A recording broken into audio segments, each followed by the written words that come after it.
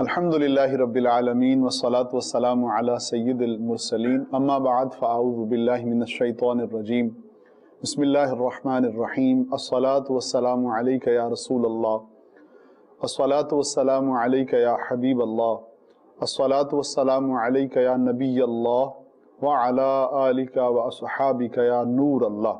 Surrey दो आलम नूर मुजस्सम शाह बनी आदम सल्लल्लाहु ताला अलैहि व आलिहि वसल्लम का फरमाने आली शान है, जो बंदा मुझ पर एक मर्तबा दुरूद पाक पढ़ता है अल्लाह ताला उस पर 10 रहमतें नाजिल फरमाता है। सल्लु अलल हबीब सल्लल्लाहु ताला अला मुहम्मद सल्लल्लाहु अलैहि वसल्लम। मरहबा मदनी चैनल के नाजरीन, सिलसिला है अंधेरे से उजाले की तरफ। उलमाए किराम के ज़िम्मे अब वो काम है जो अंबिया के ज़िम्मे होता था। जैसे अंबिया अपने ज़माने में अपनी उम्मतों के लिए रहमत और सादत होते थे और उनकी दीनी और दुनियावी मुश्किलात को दूर करने वाले और उनके आपस के फैसले करने वाले होते थे, और अल्लाह ताला की बारगाह की जानिब से उनको ये इख्तियारात दिए जाते थे कि वो अदलो इंसाफ के साथ सही सही तरीके से अपनी उम्मत के दरमियान और अपने वक्त के लोगों के दरमियान फैसला फरमा दें। जहाँ ज़माने ने रंग बदला और इस्लाम के ख़िलाफ़ बहुत से फितनों ने सर उठाया, उन्हीं में से एक फ़ितना उलमा के मकाम को कम करना भी है, उनके इख्तियारात को कम करना, उनके कलाम पर बेजा एतराज़ात उठाना और किसी न किसी तरीके से उनको आमतुन्नास की निगाहों से गिराना। ये वो चीज़ें हैं कि जो आज बहुत से लोगों की ज़िंदगी का मकसद बन चुकी हैं। आज का पहला सवाल भी कुछ इसी नौयत का है।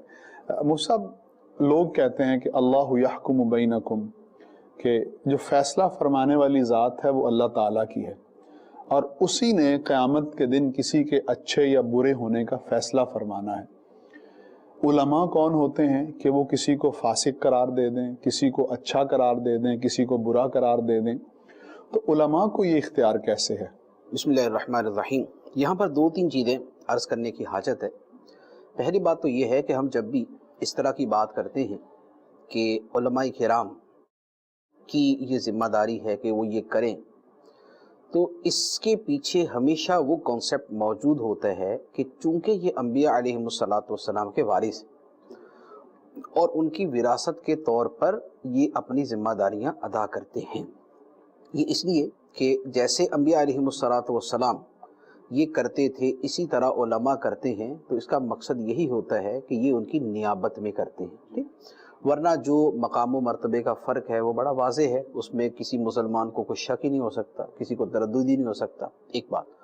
दूसरी बात ये है कि अंबिया अलैहिमुस्सलातु वस्सलाम जब हलाल व हराम बयान फरमाते हैं तो उसमें, और जो उनके नाइबीन यानी उलमा हलाल व हराम बयान करते हैं, उसमें एक एतबार से फ़र्क भी है। वो फ़र्क क्या है? वो ये है कि अल्लाह ताला अपने नबियों को तशरीई इख्तियारात भी देता है कि वो अल्लाह ताला की अता से, उसकी इजाज़त से और उसकी दी हुई अथॉरिटी से किसी शय को हराम करार दे दें, किसी शय को फ़र्ज और लाजिम करार दे दें। ये उनकी अथॉरिटी होती है, जबकि उलमा की ये अथॉरिटी नहीं, गैर नबी की ये इख्तियार नहीं है कि वो किसी शय को फ़र्ज कर दे या किसी शय को वाजिब कर दे। उसे उसूलों की पैरवी करनी है और नुसूस की यानी अहकाम कुरान व हदीस की पैरवी करनी। कुरान व हदीस में जिस शय को फरमाया हलाल है, दुनिया के सारे आलिम मिलके उसको ये नहीं कह सकते हराम।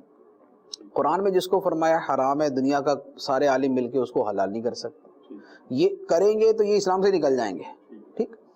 अच्छा, हाँ, ये है कि कुरान व हदीस में हलाल व हराम चीज़ें बयान की गई, उनकी रोशनी में कुछ उसूल बनते हैं। उलमा उन उसूलों की रोशनी में इज्तिहाद कर सकते हैं, उस इज्तिहाद की बिना पे ये बयान करेंगे। तो इसलिए कहा जाता है कि इज्तिहाद और क़ियास जो होता है ये मुज़हिर होता है, मुस्बित नहीं होता। ये हुक्म को साबित नहीं करता, بلکہ حکم کو ظاہر کرتا ہے کہ اللہ عز و جل کی طرف سے یہاں پر جو حکم ہمیں سمجھ آتا ہے ہم آپ کے سامنے ظاہر کر دیتے ہیں. یہ نہیں کہ ہم اپنی طرف سے حکم کو ثابت کر دیتے ہیں. تشریح کا اختیار نبی کو ہوتا ہے، غیر نبی کو نہیں ہوتا.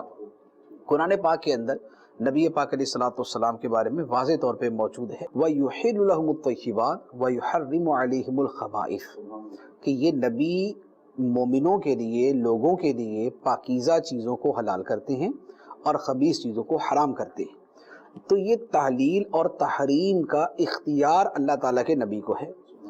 اگر کوئی عالم یہ کہے کہ میرے پاس یہ اختیار ہے تو وہ دائرہ اسلام سے باہر ہے. اس لیے قرآن پاک کے اندر اہل کتاب کے علماء کی مذمت میں یہ بیان کیا گیا کہ وہ اپنی طرف سے حلال و حرام کر دیتے تھے، اور جو لوگ ان کی پیروی کرتے تھے اللہ تعالیٰ نے ان کے بارے میں فرمایا کہ اتخذوا احبارہم و رہبانہم اربابا من دون اللہ، انہوں نے اللہ کے سوا رب بنا لیے. اپنے علماء کو اور اپنے جو ہے وہ درویشوں کو انہوں نے رب بنا لیا. وہ کیا تھا کہ جو وہ حلال کہیں وہ حلال ہے، جو حرام کہیں حرام ہے، خواہ نص اس کے خلاف ہو، ان کی کتاب اس کے خلاف ہو. ٹھیک. تو پہلے تو یہ بات کہ علماء کرام کا جو کام ہے وہ اللہ رسول کے احکام کو آگے بتا دینا ہے. ٹھیک. اچھا، اب رہی یہ بات کہ فیصلہ کرنا. فیصلہ کرنے کے اندر بھی دو چیزیں ہیں اس کے اندر. ایک تو ہے فعل کے اوپر ہے، ایک ہے فاعل کے اوپر. فعل کے اوپر یہ فیصلہ کہ یہ فعل غلط ہے، یہ ناجائز ہے، یہ حرام ہے. جیسے ہم کہتے ہیں جی بدکاری حرام ہے، ہم کہتے ہیں لواطت حرام ہے، ہم کہتے ہیں بے پردگی ناجائز ہے، ہم کہتے ہیں سود حرام ہے، رشوت حرام ہے، موسیقی ناجائز ہے، بے پردگی ممنوع ہے. یہ فعل کے اوپر حکم لگایا. ایک ہے اس کے فاعل پہ حکم لگانا کہ بدکاری کرنے والا فاسق ہے، رشوت لینے والا فاسق و فاجر ہے، سود کھانے والا فاسق اور گناہگار ہے. یہ دو چیزیں ہوگی. اب سوال یہ ہے کہ جو لوگ اس طرح کی بات کرتے ہیں کہ اللہ تعالیٰ قیامت میں فیصلہ کرے گا، لہٰذا علماء دنیا میں کیوں فیصلہ کرتے ہیں؟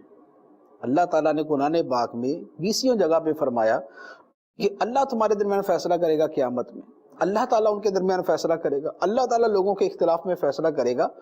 تو پھر علماء ادھر ہی کیوں فیصلہ کر دیتے ہیں کہ یہ بندہ فاسق ہے، یہ صالح ہے، یہ نیک ہے، یہ بد ہے، یہ اچھا ہے، یہ برا ہے. ٹھیک. اب اس پر عرض یہ ہے قیامت کے دن اللہ تعالیٰ نے کیا فیصلہ کرنا ہے؟ یہ فیصلہ کرنا ہے کہ بھئی یہ چیز تمہارے لیے حلال ہے، یہ حرام ہے. کیا قیامت کے دن یہ فیصلہ ہوگا کہ اللہ تعالیٰ فرمائے گا کہ تمہارے لیے جو ہے وہ بدکاری حرام ہے، سود حرام ہے، بے پردگی ناجائز ہے، موسیقی حرام؟ اللہ تعالیٰ نے یہ فیصلہ کرنا ہے. قرآن پاک اترا کیوں؟ اللہ تعالیٰ کے نبی آئے کیوں؟ شریعت کے احکام بیان کیوں کیے گئے؟ یہی بتانے کے لیے ہی تو بیان کیے گئے. قرآن پاک کی جتنی آیتیں ہیں، یتیم کا مال کھانے کے بارے میں جو فرمایا کہ جو یتیم کا مال کھاتا ہے وہ اپنے پیٹ میں جہنم کی آگ بھرتا ہے، تو فیصلہ تو کر دیا نا کہ یتیم کا مال کھانا حرام ہے. کسی دوسرے کا مال اس کی مرضی کے بغیر استعمال کرنا حرام ہے، باہمی رضامندی کے ساتھ ہے تو جائز ہے. تو دوسرے کا مال ناحق کھانا حرام ہے، یہ تو فیصلہ کر دیا. اکلہم السحت، رشوت حرام ہے، فیصلہ تو کر دیا. سود حرام ہے. کتنی آیتیں قرآن پاک کی؟ جتنی میں ابھی 10 آیتیں تلاوت کر دیتا ہوں. تو سود حرام ہے، فیصلہ تو کر دیا. اچھا، عورتوں کے لیے حکم ہے کہ بے پردہ گھروں سے باہر نہ نکلیں. ولا تبرجنا تبرج الجاہلیت الاولی، اور بے پردگی نہ کرو جیسے اگلی جاہلیت کی بے پردگی تھی. تو فیصلہ تو کر دیا. لوگوں کے درمیان بے حیائی پھیلانے کے کام کرنا، جیسے سینمے بنانا، فلمیں بنانا، ڈرامے بنانا، یہ جو ہے وہ گندے پوسٹر بنانا، یہ عورتوں کو ایڈورٹائزمنٹ کے اندر استعمال کرنا اور ان کے ڈانس دکھانا اور ان کے جناب پوز دکھانا، یہ حرام ہے. فیصلہ تو اللہ تعالیٰ نے قرآن پاک میں کر دیا. جو چاہتے ہیں کہ مومنوں مسلمانوں میں بے حیائی پھیلے، معاشرے میں بے حیائی پھیلے، تو فرمایا ان کے لیے دردناک عذاب ہے. تو اور کس کو فیصلہ کہتے ہیں؟ تو فیصلہ تو ہو گیا. تو بات یہ ہے کہ فیصلہ قیامت کے دن یہ نہیں ہونا کہ یہ حلال ہے، یہ حرام ہے. قیامت میں یہ فیصلہ ہونا ہے کہ تو نے یہ کیا تھا، لہذا اب تمہاری نیکیوں اور برائیوں کو آپس میں تول کر دیکھا جائے کہ تو نے جانا کدھر ہے. وہ فیصلہ سزا و جزا کا ہے، حلت و حرمت کا فیصلہ نہیں ہونا وہاں پر. پرابلم یہ ہے کہ یہ جو اس طرح کے جو ان پڑھ اور پڑھے لکھے ان پڑھ لوگ ہوتے ہیں وہ آیت یہ بیان کرتے ہیں کہ اللہ نے فیصلہ کرنا قیامت کے دن. کس چیز کا فیصلہ کرنا ہے؟ جزا و سزا کا فیصلہ کرنا ہے. اس کا فیصلہ نہیں کرنا کہ یہ کام کرنے والا فاسق ہے یا نہیں ہے. اب میں آپ کو ایک دوسری اس کی مثال کے ساتھ عرض کرتا ہوں. ہر ملک کے اندر کیا طریقہ کار ہوتا ہے؟ جہاں پر جمہوریت ہوتی ہے وہاں ایک طریقہ کار ہے، وہ یہ ہے ایک قانون بنتا ہے. قانون کون بناتا ہے؟ پارلیمنٹ. ٹھیک، پارلیمنٹ جو ہے وہ قانون بناتی ہے، عدلیہ اس قانون کو بیان کرتی ہے اور اس کے مطابق فیصلہ کرتی ہے. اگر عدلیہ کو فیصلہ کرتی ہے تو اس کو یہ نہیں کہا جاتا کہ اس نے قانون بنا دیا، اسے یہ کہا جاتا ہے قانون وہاں سے بن کے آیا، انہوں نے اس کو امپلیمنٹ کر دیا. علماء جو کام کرتے ہیں وہ یہی ہے. یہاں پر جو قانون سازی ہے وہ پارلیمنٹ کر رہی ہے، لیکن جو دین کے قانون بنتے ہیں وہ تو اللہ تعالیٰ بناتا ہے. اللہ تعالیٰ نے اس کے قوانین کو نازل کیا. علماء وہی کام کرتے ہیں کہ جو دنیاوی قوانین کے اندر عدالت کرتی ہے. ٹھیک ہے، بلکہ عدالت اس میں کچھ آگے کا فیصلہ کرتی ہے کہ وہ اس کے مطابق فیصلہ کر کے جزا و سزا کا بھی کام کر دیتی ہے.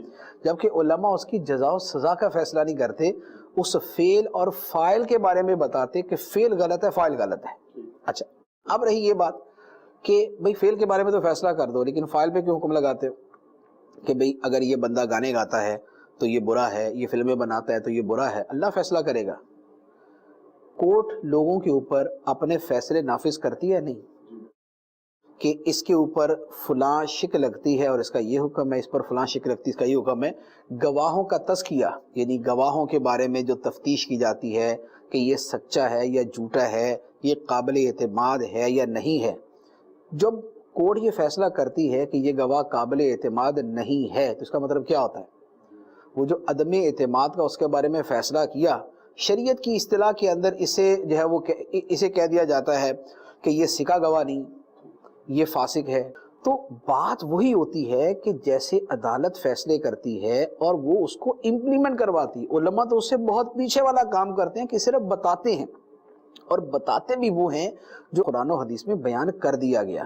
لہٰذا فیصلہ دینا اور چیز ہے اور کسی شے کے بارے میں بتانا اور چیز ہے. باقی تو آگے جزا سزا ہے وہ اللہ تعالیٰ نے دینی. تو یہ جو آیت کو اور اس طرح کی چیزوں کو کوٹ کیا جاتا ہے وہ اس اعتبار سے غلط ہے کہ اللہ تعالیٰ نے قیامت کے دن فیصلہ کرنا ہے. اس کا مطلب ہے اللہ تعالیٰ نے جزا و سزا کا فیصلہ کرنا، حلت و حرمت کا فیصلہ نہیں کرنا. اس فیصلے کے اوپر تو اس نے قرآن نازل کر دیا، نبی بھیج دیے، شریعت بیان کر دی ہے. لِكُلٍّ جَعَلْنَا مِنْكُمْ شِرْعَةً وَمِنْهَاجًا، تم میں سے ہر ایک کے لیے ہم نے شریعت اور راستہ بنایا ہے. لہذا وہ جو اس کے اندر بیان ہو چکا اس کی روح سے بیان کیا جائے گا. کیا ہمارے ہاں کم از کم وہ چیزیں کہ جن کو معاشرہ بھی برا سمجھتا ہے، کیا ان کے اوپر ججمنٹ نہیں دی جاتی؟ ایک آدمی اگر رشوت کھاتا ہے، ایک پولیس والے کے بارے میں پتا ہے کہ جناب یہ مشہور رشوت خور ہے، تو لوگ اس کے بارے میں فیصلہ نہیں دیتے، اس کے بارے میں عدالتیں فیصلہ نہیں دیتی، اس کے بارے میں میڈیا فیصلہ نہیں دیتا. سارے اس کے بارے میں اپنی رائے دیتے ہیں کہ یہ ایسا ہے، یہ رشوت لینے والا ہے، یہ فلاں کرنے والا، اس نے اتنی کرپشن کی، اس نے اتنی کرپشن کی ہے. تو اگر یہ فیصلے جائز ہیں، اگر یہ فیصلے جائز ہیں تو علماء جو قرآن و حدیث کے احکام کی خلاف ورزی کرنے پر کسی کے بارے میں ججمنٹ پاس کرتے ہیں، فیصلہ دیتے ہیں، پھر وہ منع کیوں؟ اس کا مطلب تو یہ ہو سکتا ہے کہ بھی کرپشن تو ناجائز ہے لیکن نماز چھوڑ دینا کوئی گناہ نہیں. کرپشن تو گناہ ہے لیکن نماز چھوڑ دینا کوئی گناہ نہیں. کرپشن تو گناہ ہے لیکن سود کھانا کوئی گناہ نہیں. کرپشن تو گناہ ہے لیکن رمضان کے فرض روزے چھوڑ دینا کوئی گناہ نہیں. کرپشن تو گناہ ہے، ماں باپ کی نافرمانی کرنا کوئی گناہ نہیں. تو اگر وہ بھی گناہ اور یہ بھی گناہ، تو پھر یہ وجہ فرق کیا ہے کہ وہاں پر تو کرپٹ بھی کہو، مجرم بھی کہو، خائن بھی کہو، بددیانت بھی کہو، فاسق بھی کہو، فاجر بھی کہو، نااہل بھی کہو، یہ بھی کہو، وہ بھی کہو. اور یہ جو اللہ تعالیٰ کے قطعی احکام ہیں ان کے اندر کسی قسم کا اگر کوئی عالم فیصلہ دیتا ہے تو وہاں پر بات کرو کہ نہیں جی اللہ تعالیٰ قیامت کے دن فیصلہ کرے گا. نہیں، اللہ تعالیٰ نے یہاں فیصلہ فرما دیا، یہ حلال ہے، یہ حرام ہے، اس کا مرتکب جو ہے وہ فاسق ہے، اس کا مرتکب یہ ہے. باقی قیامت کا جو فیصلہ ہے وہ جزا و سزا کا فیصلہ ہے. اچھا صاحب، یہاں پر ایک اور جو کوسچن جو ہے وہ ریز ہوتا ہے وہ یہ ہے کہ یہ تو پتہ چل گیا کہ علماء اس حوالے سے جو ہے نا وہ فیصلہ کریں گے اور علماء بتائیں گے، اور یہ ادارہ ایک اعتبار سے یعنی علماء سے پوچھنے کا اور وہ کرنے کا ایک لوگوں کا رجوع بھی ہے، کچھ نہ کچھ لوگ پوچھتے ہیں، لوگوں کا اس طرف رجوع رہتا ہے، سوالات کرتے ہیں، اور کچھ لوگ اس پر تنقید بھی کرتے ہیں جیسا آپ نے بیان کیا۔ اب سوال یہاں پر یہ بھی ہوتا ہے کہ بندہ پوچھے کس سے؟ مطلب ہر شخص ہی یہ کہتا ہے کہ ہر شخص ہی جو ہے نا وہ عالم ہے، ہر شخص ہی جو ہے نا وہ جواب دینے بیٹھ جاتا ہے، جس نے ایک دو کتاب لکھ لی، جس کے دو چار ماننے والے ہو گئے، جس کو میڈیا پر بٹھا لیا، یعنی گویا کہ ہر شخص ہی فتویٰ اور ہر شخص ہی سوال کا جواب، چاہے وہ شرعی ہو، چاہے وہ حدیث کے متعلق ہو، قرآن کے متعلق ہو، فقہ کے متعلق ہو، کسی بھی چیز کے متعلق ہو، وہ اللہ تبارک و تعالیٰ کی ذات کے بارے میں، یعنی کچھ بھی ایکس وائی زیڈ جتنا بھی حساس معاملہ ہو، دینی معاملہ ہو، تو اس پہ بھی ہر ایک جو ہے نا وہ جواب دے رہا ہوتا ہے۔ تو اس کو آپ کس طرح ڈیفائن کر دیں کہ یہ کون ہوگا کہ جس سے سوال پوچھا جائے گا اور جواب دیا جائے گا، اور اس پوچھنے کا اٹ سیلف حکم کیا ہے؟ دیکھیں چند ایک باتیں تو واضح ہیں کہ کس سے پوچھا جائے۔ بہت سارے لوگ اپنے آپ کو عالم کہتے ہیں، مفتی کہتے ہیں، اسکالر کہتے ہیں، تو اب سوال کس سے کیا جائے؟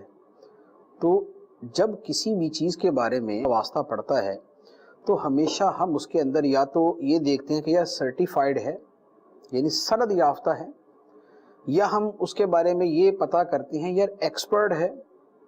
اگر تو ہمیں پتہ ہو کہ یہ بندہ اس کام کا ماہر ہے تو ہم اس سے وہ کام کرواتے ہیں، اور اگر ہمیں کسی کے بارے میں یہ پتہ ہو کہ یہ اناڑی ہے تو ہم اس سے کام نہیں کرواتے۔ یہ عقل و نقل کا اصول ہے۔ عقل بھی یہ کہتی ہے کہ ماہر سے جو ہے وہ کام لیا جائے، اناڑی سے کام نہ لیا جائے۔ تو جیسے دنیا کے ہم بیسیوں کاموں کے اندر یہ فیصلہ لوگوں سے پوچھ کے کرتے ہیں، اپنی عقل استعمال کرتے ہیں، بھاگ دوڑ کرتے ہیں، خاص طور پہ ہمارے پاکستان جیسے ملک کے اندر کہ جہاں پر ہر جو ہے وہ اصل بندے کے ساتھ جو ہے وہ جعلی بندہ موجود ہے، اصلی پیر کے ساتھ جعلی پیر موجود ہے، اصلی ڈاکٹر کے ساتھ عطائی ڈاکٹر موجود ہے، اصلی انجینئر کے ساتھ جعلی انجینئر موجود ہیں، اصلی جو ہے وہ کاریگر کے ساتھ جو ہے وہ اس کے نقال موجود ہیں۔ تو جب ہم ان تمام چیزوں کے اندر ہم نے کچھ کام کرنا ہوتا ہے تو ہم 10 بندوں سے پوچھتے ہیں کہ جناب مکان بنوانا ہے، تو ہم پوچھتے ہیں یار آپ نے مکان بنوایا تھا کس سے بنوایا تھا، مستری کیسا ہے، مزدور کیسا ہے، کام کیسا کرتا ہے۔ تو جب اپنے دنیاوی کاموں کے لیے ہم لوگوں سے پوچھ کے اس کے بارے میں معلومات لے کر اس کے پاس جاتے ہیں کہ فلاں بچہ بیمار ہے، تو 10 بندوں سے پوچھیں گے یار کوئی اسپیشلسٹ بتاؤ، کوئی ایکسپرٹ بتاؤ۔ تو جب ہم اپنے دنیاوی کام کے لیے یہ تلاش کر سکتے ہیں تو دین کے لیے کیوں نہیں تلاش کر سکتے؟ یہی بات دین کے اندر کریں گے۔ دین کے اندر لوگ جواب دینے والے بہت سارے ہیں، لیکن ہم معلومات لیں گے کہ کون ان کے اندر مستند ہے، کون ان کے اندر ماہر ہے، کون ان کے اندر درست ہے، کون ان میں صحیح جواب دینے والا ہے۔ اب ان تمام چیزوں کو ہم لوگوں سے معلومات جمع کر کے اور اپنی سوچ کے بعد ہم اس بندے کے پاس جائیں گے کہ بھائی ایسا تو نہیں ہے کہ جائیں اس سے فروعی مسئلہ پوچھنے اور خراب ہو جائے ہمارا عقیدہ، تو ہم اس کا عقیدے کے بارے میں پتہ کریں گے، ہم اس کے جو ہے وہ علم کی مہارت کے بارے میں پتہ کریں گے، تو یہ معلومات لے کے ہم اس کے پاس جائیں گے۔ تو لہٰذا یہ تو ایک سیدھی سی بات ہے کہ اگر بہت سارے لوگ اپنے آپ کو عالم کہلانے والے ہیں تو ہم اپنے جیسے اپنے شہر ہوتا ہے تو شہر کے اندر ہمیں پتہ ہوتا ہے کہ اس شہر کے اندر فلاں بندہ بڑا معروف عالم ہے، لہذا وہ معروف ہے، مسائل کا جواب دیتا ہے، تو اس کی طرف پھر رجوع کیا جائے گا۔ تو یہ معلومات کے ذریعے ہی ہو سکے گا۔ اچھا، اس میں ایک اور سوال بھی ہے وہ عوام سے متعلق، یعنی عوام کیا کرتے ہیں کہ علماء جواب تو دیتے ہیں، لیکن اب عوام ہمارے کافی زیادہ جو ہے نا وہ یوں ہم کہیں کہ سمجھدار اس حوالے سے ہو گئے ہیں کہ جہاں ان کو اپنی مرضی کا جواب ملے گا وہ وہاں جائیں گے، یعنی یہ بھی ہمارا المیہ ہے۔ ہماری سمجھداری ہمیشہ تو میں نہیں کہوں گا، بہرحال ایک بہت ساری جگہوں پر اپنے فائدے کے لیے چلتی ہے، چاہے وہ اس میں اپنا نقصان ہی ہو۔ حقیقت میں ہم سمجھ رہے ہوتے ہیں کہ ہمارے حق میں یہ جواب آئے گا تو ہم وہاں چلے جاتے ہیں بہت سارے معاملات میں۔ تو اس صورت میں کیا کرنا چاہیے؟ کیا کسی ایک جگہ سے ہی سوال کے جوابات لینے چاہیے، یا جہاں پر ہمیں پتہ چلے کہ یار وہاں جائیں گے نا تو جو جس طرح ہم چاہ رہے ہیں ویسے ہی ہمیں جواب مل جائے گا؟ دیکھیں اس کے بارے میں جو فقہاء کرام نے اور علماء کرام نے بیان کیا نا، وہ 2 چیزیں بیان کی۔ ایک یہ بیان کیا کہ سوال اس سے پوچھا جائے یا اس کے فتوے پر عمل کیا جائے جو اعلم ہے، یعنی زیادہ علم والا ہے۔ دوسرے نمبر پہ جو اتقا ہے، زیادہ تقوی والا ہے۔ لہذا جو علم اور تقوی دونوں میں فائق ہے اس کی طرف رجوع کیا جائے۔ عافیت اسی میں ہے، سہولت بھی اسی کے اندر ہے، اور صحت سلامتی بھی اسی کے اندر ہے، یعنی جو ہم نے مسئلہ پوچھنا ہے وہ بھی اسی طرح صحیح رہے گا کہ آپ جو زیادہ علم والا ہے، جو زیادہ تقوی والا ہے، اس سے پوچھیں. ایک بات یہ. دوسری بات یہ ہے کہ جب ایک عالم کے بارے میں معلوم ہے کہ یہ مستند ہے، محقق ہے، یہ قابل اعتماد ہے، لوگ اس کی طرف رجوع کرتے ہیں، اس کا عقیدہ عمل درست ہے، تو پھر کوشش یہ کرنی چاہیے کہ ایک ہی کی طرف رجوع کیا جائے. اس کی وجہ یہ ہے کہ ویسے شرعاً تو یہ کوئی واجب نہیں ہے کہ ایک ہی بندے سے پوچھا جائے، لیکن ہوتا یہ ہے کہ بعض اوقات ایک مسئلے کی دو نوعیتیں ہوتی ہیں. ایک عالم کے ذہن، ایک عالم کسی اور اصول پہ عمل کر رہا ہے، دوسرا عالم کسی اور اصول پہ عمل کر رہا ہے. اب ایک ہی مسئلے کے اندر اس کی ایک شق جو ہے وہ ادھر سے پوچھ کے عمل کی جا رہی ہے، دوسری شق ادھر سے پوچھ کے عمل کی جا رہی ہے. یہ شریعت پہ عمل نہیں ہوتا، یہ اپنی خواہش نفس پہ عمل ہو جاتا ہے، یہ اپنی مرضی پہ عمل ہوتا ہے، شریعت کے حکم پہ عمل نہیں ہوتا. تو لہٰذا یا تو یہ ہو کہ ایک مسئلہ ہی سیپریٹ ہے، ایک مسئلہ نماز کا ہے اور دوسرا زکوٰۃ کا ہے. اب آپ نے نماز کا ان سے پوچھا اور زکوٰۃ کا دوسرے سے پوچھ لیا، تو اس میں وہ خواہش نفس کی مداخلت نہیں ہوتی. لیکن اگر زکوٰۃ ہی کا ایک مسئلہ اس سے پوچھا اور ایک مسئلہ اس سے پوچھا اور دونوں میں اختلاف رائے ہے کسی چیز کے اندر، تو اب درست نہیں ہوگا، بلکہ بعض جگہوں پر یہ واضح طور پہ حرام ہوگا. واضح طور پہ حرام ہوگا. کیسے؟ ایک اس کی مثال عرض کرتا ہوں. مینا جو ہے یہ مکے میں داخل ہے یا نہیں، اس کے بارے میں علماء کا اختلاف ہے. مینا مکے میں داخل ہے یا نہیں، اس کے بارے میں علماء کا اختلاف ہے. جو کچھ علماء فرماتے ہیں کہ مینا بھی مکے کا ہی حصہ ہے. ٹھیک، ہمارا دارالفتہ اہل سنت کا موقع بھی ہے کہ مینا مکے میں داخل نہیں، اسے خارج ہے. اب ایک آدمی، اب اس کا اثر پڑتا ہے سفر کے اوپر، کہ ایک آدمی نے اگر 15 دن مکے اور مینا دونوں میں گزارنے ہیں، تو جو کہتے ہیں کہ یہ مکے ہی کا حصہ ہے وہ کہتے ہیں کہ یہ بندہ مقیم ہو گیا کیونکہ 15 دن گزرے اس کے.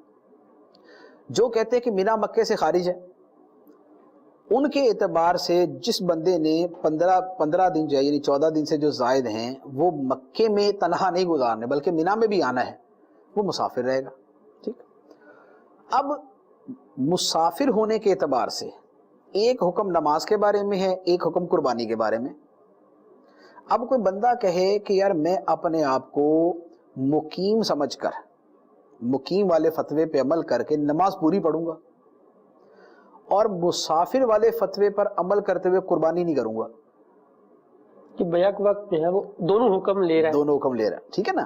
دو مفتی ایک مسئلے کے اندر ان کے دو فتوے اور دونوں کے باب جدا ہے، ایک نماز سے تعلق رکھتا ہے، ایک قربانی سے تعلق رکھتا ہے. نماز کے اندر کہتا ہے میں پورا اپنے آپ کو مقیم سمجھ کے پوری نماز پڑھوں گا، اور مسافر سمجھ کے میں قربانی نہیں کروں گا. تو بتائیے کس پہ عمل ہوا؟ یہ شرعی حکم پہ عمل نہیں ہے، یہ خواہش نفس پہ عمل ہے. اس انداز میں دو علماء کے فتوے پہ عمل کرنا حرام ہے.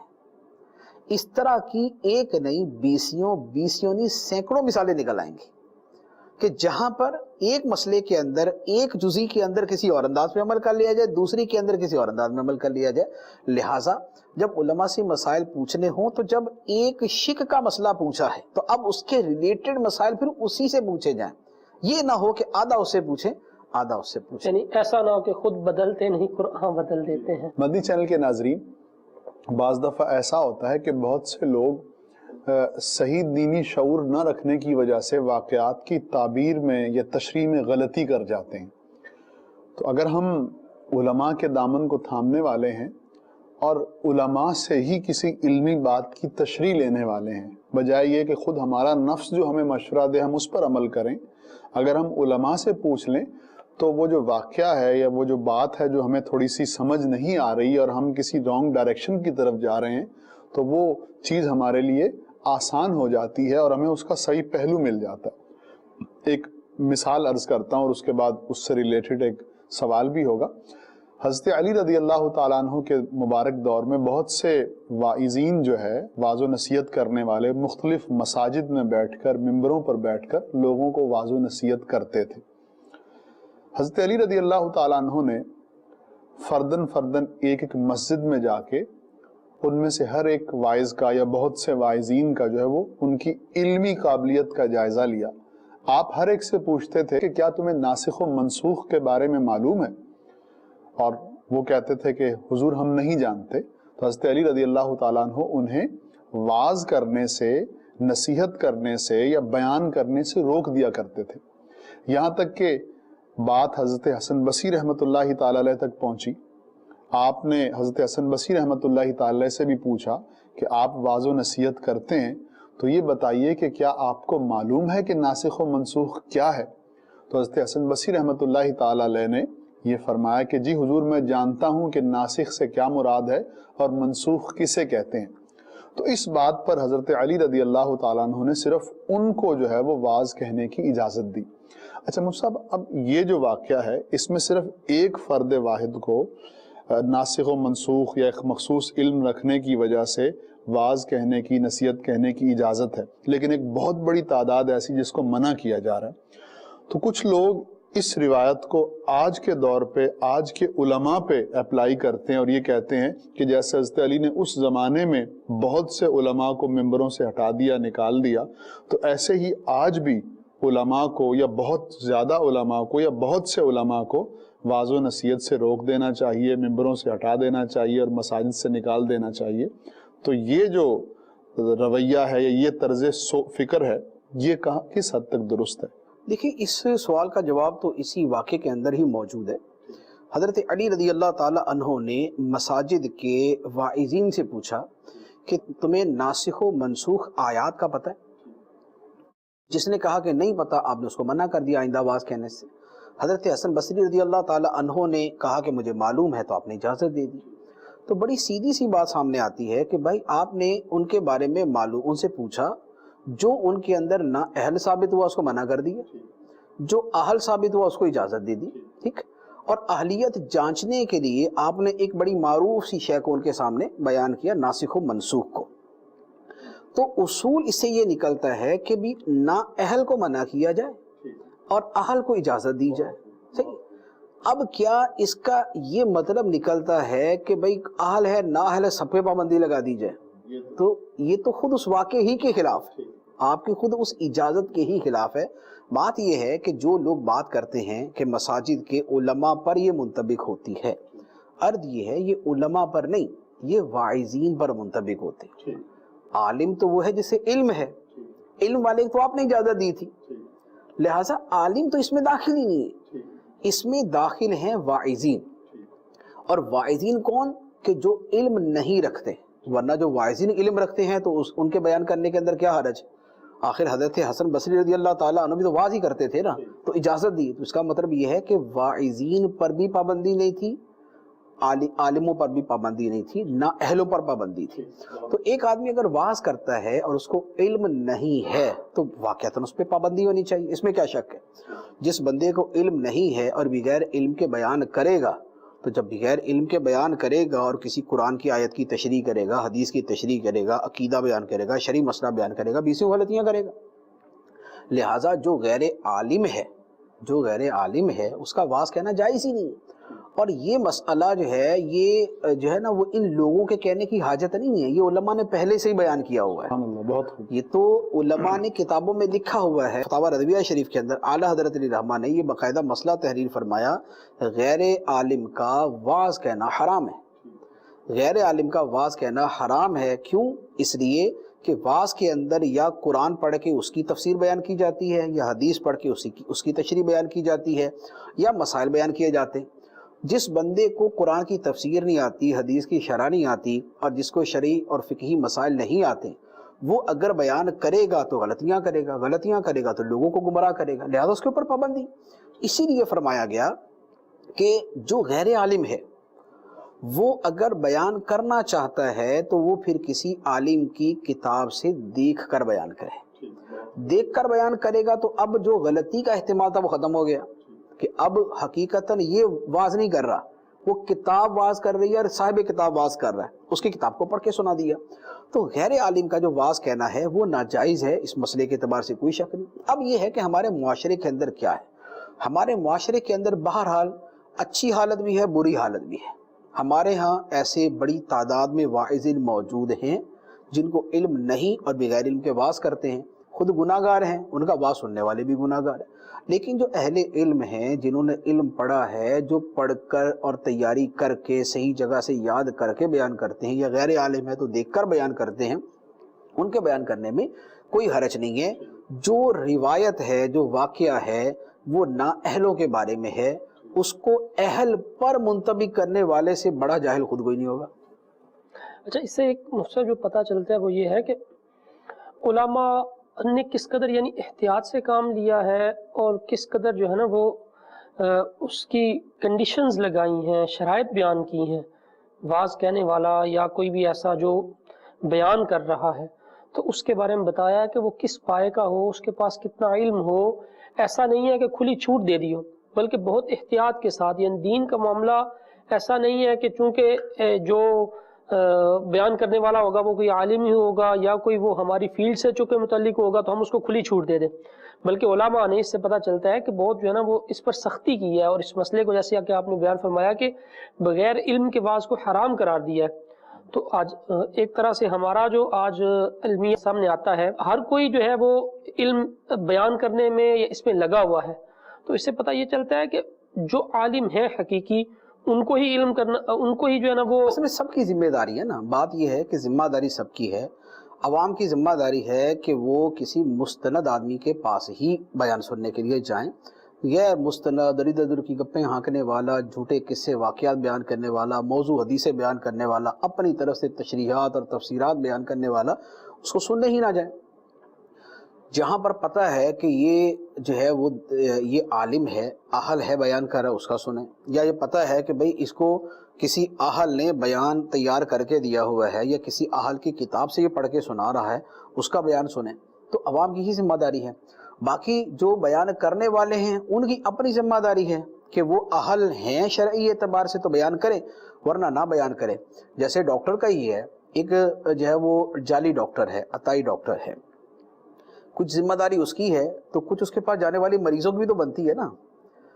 آخر جعلی ڈاکٹر جو ہے وہ علاج کر رہا ہے تو اس کی ذمہ داری ہے کہ بھائی صاحب نہ کرو، کیوں بندے مارو گے، اور مریض کی ذمہ داری ہے کہ کیوں مرنے جا رہے ہو، آخر تم بھی تو خود ہی چل کے اس کے پاس جا رہے ہو نا۔ تو یہی معاملہ جو ہے یہ واعظ کا، مبلغ کا اور عالم کا ہے کہ اس کی ذمہ داری ہے کہ اگر اہلیت نہیں ہے تو پھر پڑھ کے سنائے، اور اگر عالم ہے تو پھر وہ ویسے بیان کرے، تیاری کر کے بیان کر لے۔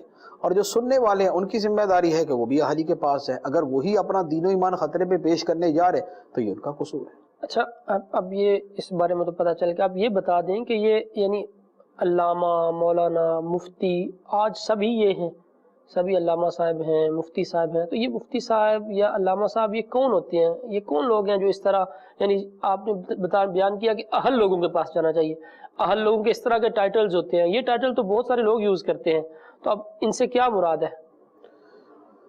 دیکھیں، ٹائٹل تو لازمی بات ہے کہ جس نے کچھ کرنا ہے اس کا ٹائٹل ہی استعمال کرے گا۔ جو جعلی ڈاکٹر ہے تو وہ یہ تو نہیں لکھا ہوتا نا کہ جعلی کلینک، نہ وہ جعلی ڈاکٹر اپنے آپ کو لکھتا ہے، لکھا تو اس نے ڈاکٹر ہی ہوتا ہے اپنے آپ کو۔ تو اسی طرح جو ٹائٹل ہے وہ ٹائٹل تو اچھے ہی الفاظ والے ہوتے ہیں، اب اس کو استعمال کوئی غلط کر رہے تھے اس کا میٹر ہے۔ اب یہ اس طرح کے بہت سارے الفاظ ہیں جو مذہبی افراد کے لیے، لوگوں کے لیے استعمال کیے جاتے ہیں۔ تو جیسے دنیاوی اعتبار سے جو ہے یہ جناب گریجویٹ ہے اور یہ ماسٹر ہے، یہ پی ایچ ڈی ہولڈر ہے، جس طرح وہ ایک ٹرمز استعمال ہوتی، اصطلاحات استعمال ہوتی ہیں، اسی طرح مذہبی اعتبار سے بھی اصطلاحات استعمال ہوتی ہیں۔ ایک زمانے میں خود لفظ مولوی جو تھا یہ ایک بڑا ہی رسپیکٹیبل لفظ تھا اور اس کے اندر ایک عزت تھی، وقار تھا، لیکن جب انگریزوں نے دینداروں کو اور علماء کو بدنام کرنے کے لیے اس لفظ کو نیگیٹو انداز میں کر کے بیان کر کے لوگوں کی نظر میں اس لفظ کی حرمت گرا دی، تو اب اس کے بعد پھر زیادہ تر لفظ جو ہے وہ مولانا استعمال کیا جانے لگا۔ مولانا سے آگے جو ہے وہ علامہ صاحب استعمال ہو جاتا ہے، علامہ صاحب سے آگے مفتی استعمال ہو جاتا ہے۔ تو یہ مختلف الفاظ ہیں، ان میں کوئی ضروری نہیں ہوتا کہ جو مولانا ہے وہ مفتی نہ ہو، جو مفتی ہے وہ مولانا نہ ہو، مفتی تو خیر مولانا ہوتے ہی ہیں۔ تو یہ ایک اصطلاحی الفاظ ہے۔ مولانا عام طور پہ جو ہے وہ عالم کے بارے میں استعمال کیا جاتا ہے، جو عالم دین ہے اس کے لیے مولانا کا لفظ استعمال کیا جاتا ہے۔ علامہ کا لفظ تھوڑا سا بڑا ہوتا ہے، عالم علم جاننے والا اور علامہ بہت زیادہ علم جاننے والا، یہ ایک مبالغہ کا صیغہ ہے، اس میں ایک کثرت اور اس میں ایک جو ہے نا وہ بڑائی پائی جاتی ہے۔ تو بہت زیادہ علم والے کو علامہ کہہ دیا جاتا ہے. مفتی جو ہے وہ زیادہ تر اس کے لیے استعمال ہوتا ہے کہ جس نے فتویٰ دینا ہے، جو فقہ کے اندر ماہر ہے. تو یہ ٹرمز ہیں، اصطلاحات ہیں. تو اور یہ لیکن یہ ہے کہ یہ بہرحال استعمال تبھی کی جاتی ہے کہ جب کوئی اس کا اہل ہو. ایک آدمی اگر جیسے امام مسجد ہے تو اس کو صرف امامت کی وجہ سے علامہ صاحب نہیں کہہ سکتے. ہاں اگر بہت زیادہ علم والا تو علامہ صاحب کہیں گے. اچھا اسی طرح علم والا تو ہے لیکن بہت زیادہ علم والا نہیں ہے تو بھی علامہ صاحب نہیں کہہ سکتے. یعنی تبھی نہیں کہنا چاہیے کہ علامہ کا معنی اس پہ صادق نہیں آتا. اسی طرح ایک آدمی علامہ ہے، اس کو مثال کے طور پہ اس کو تفسیر میں بڑی مہارت ہے، اس کو حدیث میں مہارت ہے، اس کو علم الکلام عقائد کے اندر بڑی مہارت ہے، اسی طرح صرف و نحو وغیرہ بہت اچھی جانتا ہے، اس کا جنرل نالج بہت اچھا ہے، دنیاوی علم بھی اسے اچھا خاصا ہے. تو ان تمام چیزوں کی روشنی میں آپ اس کو علامہ صاحب تو کہہ سکتے ہیں لیکن اس کو مفتی صاحب نہیں کہہ سکتے، کیونکہ مفتی کا تعلق فتوے اور فقہ کے ساتھ، فقہی مسائل کے ساتھ ہے. تو بہت سارے ایسے ہوتے ہیں کہ جو تفسیر میں، حدیث میں، عقائد میں بڑے ماہر ہوتے ہیں لیکن فقہ اور فتوے کے اندر ماہر نہیں ہوتے، تو ان کو مفتی نہیں کہا جاتا. لیکن چونکہ آج کل ایک طریقہ یہ بن گیا ہے کہ ایک آدمی نے اپنے آپ کو جو ہے وہ بڑا چڑھا کر ہی پیش کرنا ہوتا ہے. تو پہلے جب لفظ مولوی زیادہ معزز تھا تو مولوی لفظ استعمال کر لیتے تھے، اب اس کے بعد مولانا معزز ہو گیا تو مولانا استعمال کرنے لگے. جب بعد میں یہ ہوا کہ یار مولانا بھی تھوڑا سا پوری طرح مزہ نہیں دیتا تو پھر علامہ صاحب ہو گئے.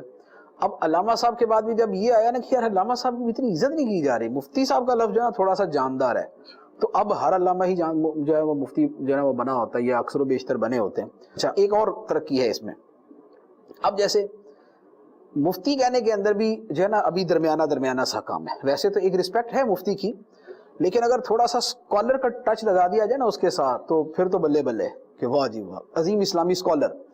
تو اب ہماری غلام قوم اور انگریزوں کی غلامی سے مرعوب قوم کہ جو وہ لفظ اسکالر سن کے نا وہ سیدھے ہو جاتے کہ یار یہ واقعی جنا یہ بڑا پتہ نہیں کیا ہوگا، حالانکہ وہ عالم ہی کا ترجمہ سیدھا اسکالر ہوتا ہے اور اس کے اندر کچھ بھی نہیں ہوتا. اچھا اس کے ساتھ اگر اور زیادہ تھوڑا سا اس کو بڑا چڑھا کے بیان کرنا ہو تو ڈاکٹر صاحب لگا دے. یعنی مذہبی ہے اور ڈاکٹر ہے تو پھر تو کیا بات ہے جناب. اچھا اور زیادہ اس کو کرنا تو پروفیسر لگا دے اس کے ساتھ. تو اب ڈاکٹر، پروفیسر، اسکالر یہ وہ الفاظ ہو گئے کہ جو خام خواہ جو ہے نا وہ اس کا وہ بڑا چڑھا کے وہ کر دیتے اس کو. وہ بھلے اس نے ڈاکٹریٹ کی یا نہیں کی، ڈاکٹریٹ ایک ڈگری ہے، پی ایچ ڈی کی ڈگری کو ڈگری ہولڈر کو ڈاکٹر کہتے ہیں. ٹھیک ہے یہ ایک میڈیکل ہے، یہ وہ فلسفی کی یعنی آ گئی. تو کوئی ضروری نہیں ہے کہ وہ بہت بڑا عالم ہی ہو. پی ایچ ڈی ہولڈر کا بہت بڑا عالم ہونا کوئی ضروری نہیں ہے. ہو سکتا ہے کہ اس نے صرف ایک کتاب کی آدھی جلد یا ایک جلد کے اوپر پی ایچ ڈی کی ہوئی ہے. یہ میں جانتا ہوں. ٹھیک ہے نا. تو جو آپ ایک اتنی سے اس نے کام کیا تو لیکن اب اس کا نام ڈاکٹر آ جائے تو آدھا محلہ پہنچ جائے گا یار ڈاکٹر صاحب کا بیان سننے جانا ہے. تو یہ جو ہے نا یہ لوگوں کی مرعوبیت ہے. اصل جو ہے وہ ہے عالم، جو اصل ہے وہ عالم. عالم سے آگے علامہ یا پھر مفتی، یا علامہ اور مفتی، یہ وہ ہے بنیادی چیز ہے. باقی تو پھر فقیہ، مجتہد، پھر بہت سارے اصطلاحات آ جاتی ہیں. لیکن باقی یہ جو ہے نا کہ اسکالر کہنے پہ لوگ بیچارے مر مٹتے. مجھے تو آج تک سمجھ نہیں آئی کہ یہ کیسی مرعوبیت ہے یار کہ انگلش کا لفظ بول دے تو جناب قوم کی حالت ہی خراب ہو جاتی ہے. ویسے کسی کا پوسٹر لگتا ہے وہ خود کہہ رہا ہوتا ہے یار اسکالر لکھو نا تھوڑا سا. اب اسکالر لکھا ہوا ہے تو جناب کیا بات ہے. اب زیادہ اس میں کچھ ڈالنا ہے دال دریا تو عظیم اسکالر کر دیا، اسلامک اسکالر کر دیں، انٹرنیشنل اسکالر کر دیں. تو یہ صرف مرعوبیت کی باتیں ہیں.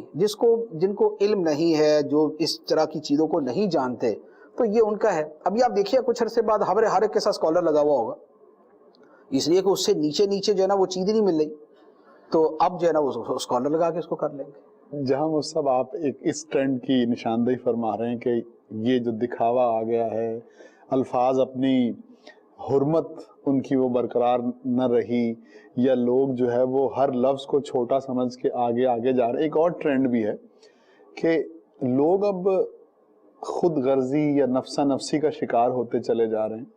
مذہبی طبقہ بھی بعض اوقات ایسا ہوتا ہے کہ اچھا خاصا مذہبی آدمی ہے لیکن وہ یہ کہتا رہتا ہے کہ تجھ کو پرائی کیا پڑی اپنی نبیڑ تو، اپنا خیال رکھو، اپنے آپ کو سیدھا رکھو، دوسروں کو چھوڑو.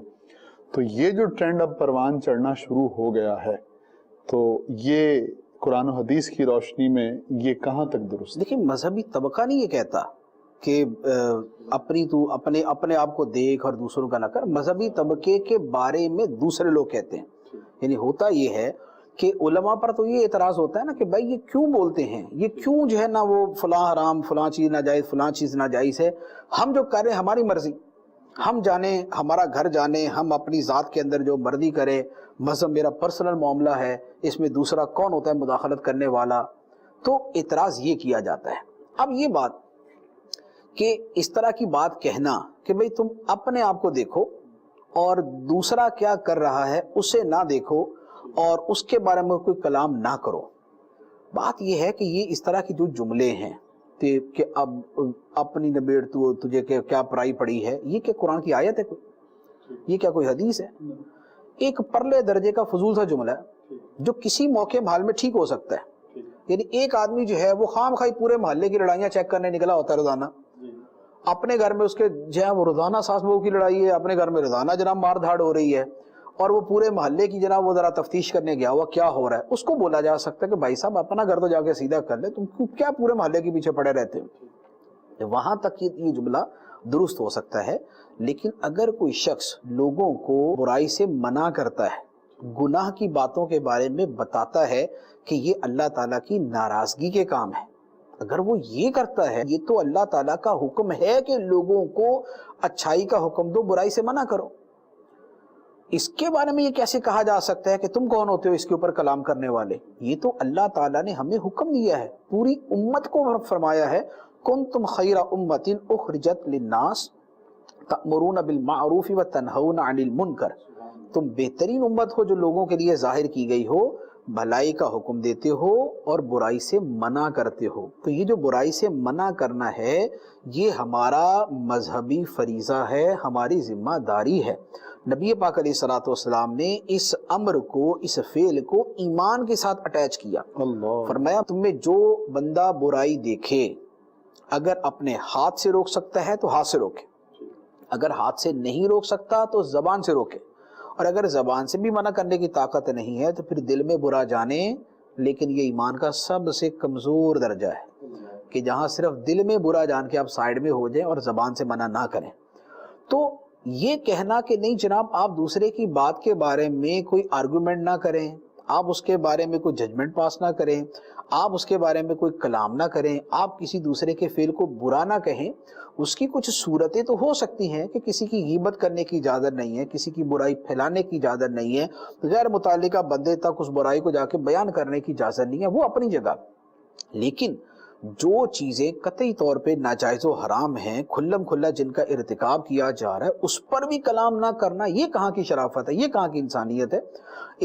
ایک معاشرے کے اندر بے حیائی پھیل رہی ہے، حرام خوری پھیل رہی ہے، سود خوری پھیل رہی ہے، گانے باجے پھیل رہے ہیں، لوگوں کی جو ہے وہ ذہنیت کو مس کیا جا رہا ہے، ان کو بے حیا بنایا جا رہا ہے، ان کی جو ہے ان کو دین سے دور کیا جا رہا ہے. اور وہاں پر کوئی آدمی یہ کہے کہ نہیں جناب آپ لوگوں کو ان کے حال پہ چھوڑ دیں اور آپ آرام سے بیٹھے رہیں، یہ تو سیدھا سیدھا حکم قرآنی کے خلاف ہے. یہ تو ہر مسلمان کی ذمہ داری ہے کہ وہ برائی سے منع کرے. ہاں اس کے لیے اللہ تعالیٰ نے اصول دیا ہے. اصول کیا ہے؟ فرمایا ادعو الی سبیل ربک بالحکمت والموعظۃ الحسنہ وجادلہم باللتی ہی احسن.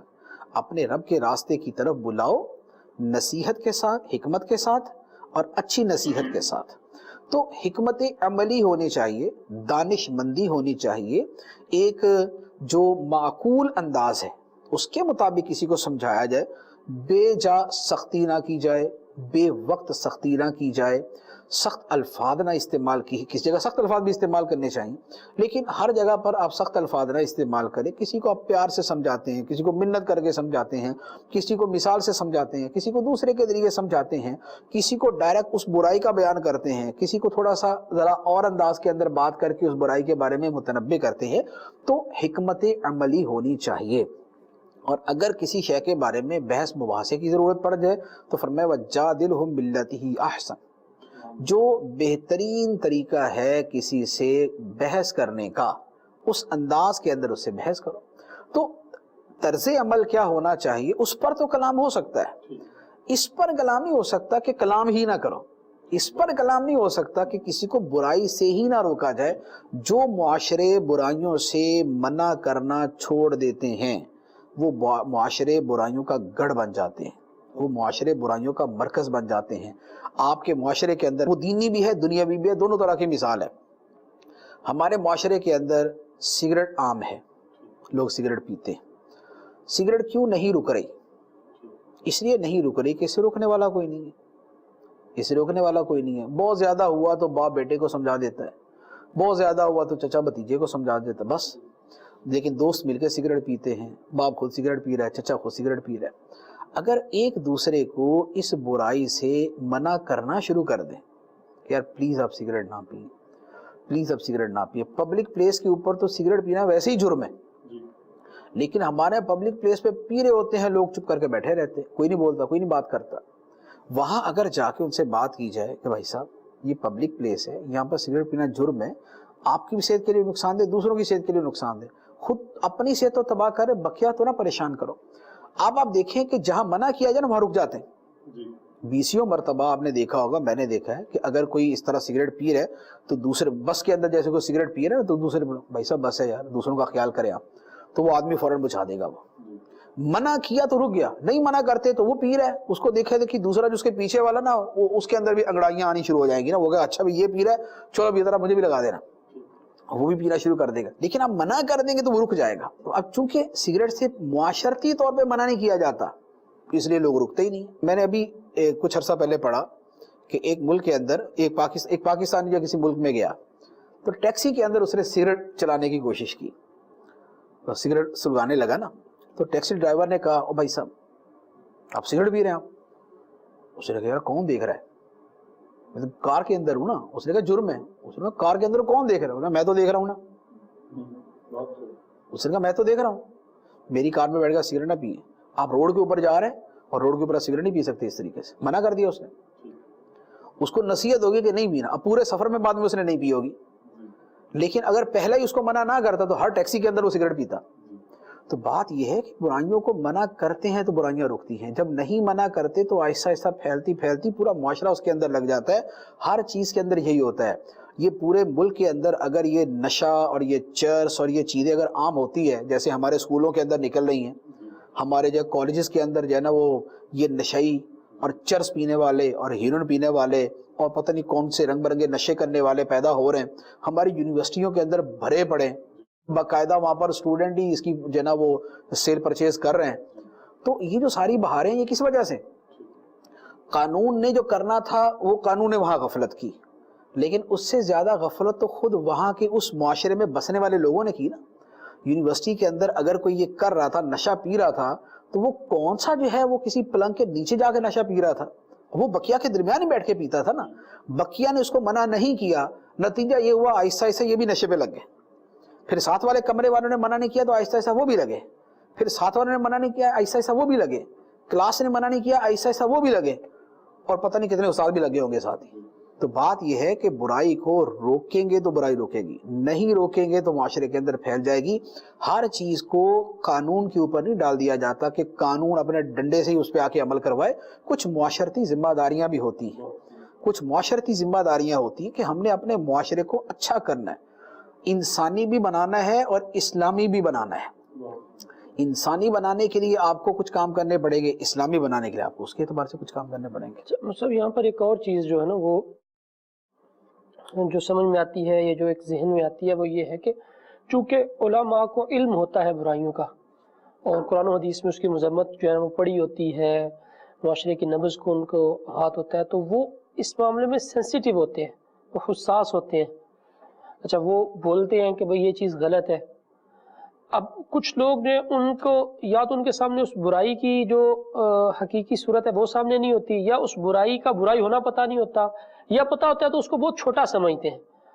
اب وہ اتنے سینسیٹیو نہیں اس معاملے میں ہوتے، حساس نہیں ہوتے، ان کو پتہ نہیں ہوتا، اور غفلت میں ہوتے ہیں کچھ، اور کچھ جان بوجھ کر۔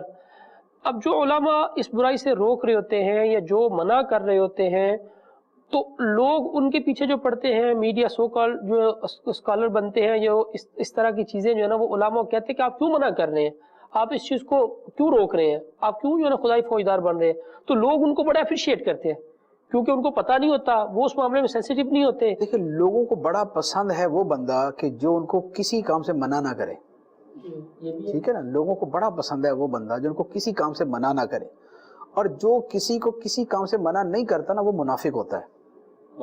ایک بزرگ کسی علاقے میں گئے, بزرگ تھے, وہاں سے جب واپس آئے تو وہاں دوسرے بزرگ پہنچے, تو انہوں نے پہلے کے بارے میں پوچھا کہ وہ کیسے تھے. ہر بندہ ہی تعریف کر رہا ہے ان کی, جی ماشاءاللہ بڑے اچھے تھے, بڑے اچھے تھے. تو یہ جو دوسرے بزرگ پہنچے نا, ان کو بڑا غصہ ہے, انہوں نے کہا وہ منافق تھا. لوگوں نے کہا سور کوئی چھوٹا موٹا لفظ استعمال کرے, آپ نے ڈائریکٹ اتنا ہیوی لفظ بول دیا منافق.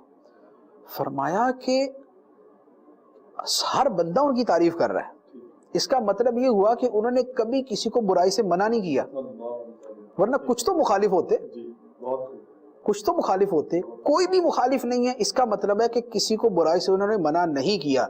جب ان کی اتنی عزت تھی تو یہ تو نہیں ہو سکتا کہ یہاں برائی کوئی نہیں تھی, ان کو منع کرنا چاہیے تھا.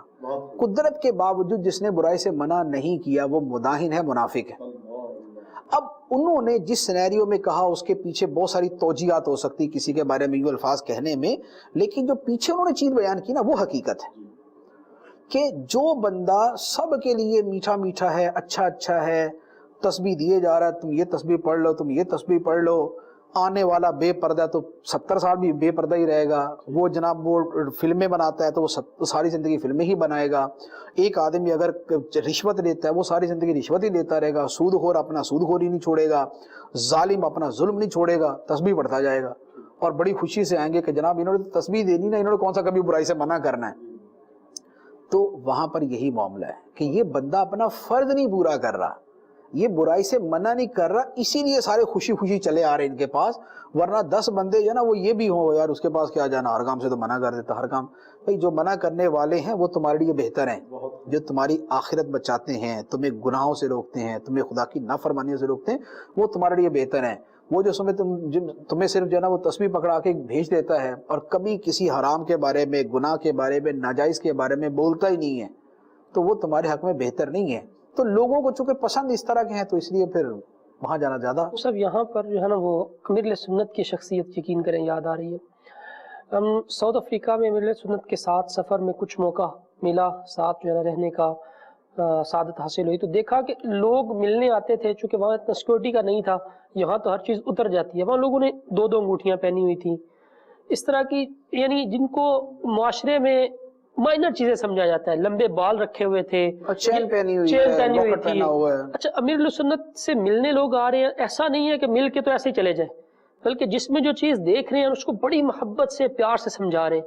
اور اپنی آنکھوں سے میں نے دیکھا کہ وہ لوگ جو چیزیں مطلب ایسی غلط تھی نا وہ اتار رہے ہیں, ان کو سمجھ آ رہی ہے. ان کو جو ہے نا وہ بالوں کا اگر کسی کو بتایا تو اس نے نیت کی ہے کہ میں اس کو کٹوا دوں گا. اچھا, کسی نے انگوٹھیاں پہنی ہوئی تھی غلط سلط تو اس نے وہ بولا کہ میں اس کو اتار دوں گا. کسی نے چین پہنی ہوئی تھی تو اس نے اتار دی. تو یوں مطلب دیکھا ہے کہ امیر سنت دامت برکاتہ علیہ کے ذات کو, کہ ایسا نہیں ہے کہ صرف جو ہے وہ جو ہے نا وہ لوگ ان کی تعریف ایسے ہی کرتے ہیں, بلکہ دیکھا ہوتا ہے. اکابر علماء کا ہمیشہ یہی طریقہ رہا ہے, سلف صالحین کا یہی طریقہ رہا ہے, حق بات بیان کرنا, ملامت کی پرواہ نہ کرنا اور لوگوں کو برائی سے منع کرنا, یہ ہمیشہ ان کا وتیرہ رہا ہے. مفتی اعظم ہند علیہ رحمہ کے تو واقعات یوں کہہ لیں کہ درجنوں کی تعداد میں واقعات ہیں. اسی طرح مجھے اپنے بچپن کا یاد ہے, ہمارے گھر کے قریب جو مسجد تھی وہاں کے امام صاحب تھے, تو جیسے کسی گھر کے اندر قرآن خوانی کے لیے گئے تو وہ قرآن خوانی کے لیے جاتے نا, تو اگر کوئی تصویر لگی ہوتی جاندار کی دیوار کے اوپر, تو جاتے ساتھ ہی بول دے کہ میں واپس جانا, پہلے تصویر اتارو. وہ صرف اس کو یہ نہیں کہتے تھے کہ ڈھانپ لو اسے, ڈھانپنے کا مطلب یہ ہوا کہ ابھی ڈھانپ لو بعد میں پھر کھول دینا. وہ کہتے ہیں اس کو اتارو. جس گھر میں یوں تصویر آویزاں ہوتی ہے وہاں رحمت کے فرشتے نہیں آتے. یہ اس کو سناتے, تصویر اتروا دیتے اور پھر پورا جو ہے نا وہاں بیٹھ کے قرآن خوانی کر کے بعد میں واپسی کے اندر اس کو سمجھاتے ہوئے آتے تھے کہ تو کو تصویر نہ دوبارہ لگانا. تو جو سمجھتے ہیں, جنہوں نے قرآن حدیث کو سمجھا ہے, پڑھا ہے, دین کا جذبہ ہے, تو ان کا طرز عمل بلکہ محدث اعظم پاکستان علیہ رحمہ کا تو واقعہ ملتا ہے نا کہ خلاف سنت اگر کسی کو دیکھتے, کام بھلے جائز طریقے سے ہی ہو رہا تھا, خلاف سنت ہوتا تو اس پر بھی فوراً جو ہے نا وہ ارشاد فرماتے ہیں کہ یہی ہوتا ہے, یہ سکھانے کا طریقہ ہوتا ہے نا. کوئی شخص بائیں ہاتھ سے کوئی چیز دے رہا ہے تو اسے پیار سے کہہ دیا جائے دائیں ہاتھ سے دینا سنت. تو یہ اس کو کہہ دیا جائے. کوئی بائیں ہاتھ سے پانی پینے لگا تو اس کو بولا کہ دائیں ہاتھ سے پانی پینا سنت. کوئی کھڑے ہو کے پینے لگا تو اسے کہا بیٹھ کے پانی پینا سنت ہے. اس طرح چھوٹی چھوٹی چیزیں اگر سمجھاتے رہے اپنے گھر کے اندر اپنے بچوں کو, گھر کے افراد کو, اسی طرح دوستوں کو, دیگر افراد کو, تو لوگ مان جاتے ہیں. اب یہ میوزک اس کا دیکھ لیں, یہ موبائل کے اندر ٹیون ہوتی ہے, میوزیکل ٹیون اس کے اندر ہے, ہمارے سامنے بجتی ہے, اکثر و بیشتر دیکھا کوئی منع نہیں کرتا, یعنی میوزک بج رہا ہے کوئی منع نہیں کرتا.